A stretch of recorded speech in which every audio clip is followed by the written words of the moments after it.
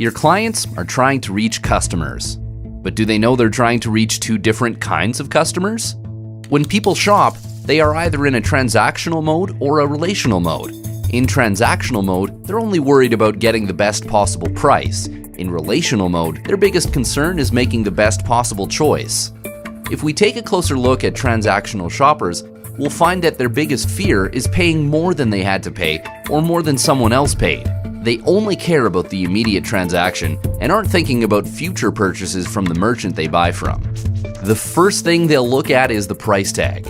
They love to compare and negotiate and almost always visit many stores before deciding where to buy the item or service they're after. They don't consider all the time they spend shopping to be part of the purchase price. In other words, you can't appeal to them by saying, "Save time and gas money by shopping with us." They usually do their own research and don't want the help of an expert. Talking about the deal they got is one way transactional shoppers can make sure they didn't pay more than someone else. This can make them an excellent source of word-of-mouth advertising, but only to other transactional shoppers.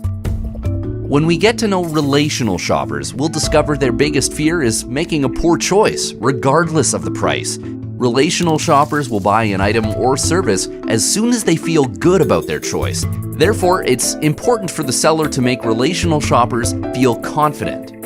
Relational shoppers are probably already thinking about future purchases they'll make from the business they're currently shopping at. They're looking for more than a product. They're looking for the right store to buy it from. They're paying attention to the way they feel while at a particular location. This feel includes the decor, lighting, and service. For the most part, relational shoppers are looking for an expert they can trust. Once they find that expert, they'll keep coming back. Relational shoppers dislike driving all over town to shop for one thing. They consider time spent shopping to be part of the purchase price, and they hate the thought of negotiating. On average, about half of the shoppers in a store will be in transactional mode, and the other half will be in relational mode. Since transactional shoppers will drive all over town from store to store, it appears there are more of them. But every transactional shopper will visit or has visited the competition.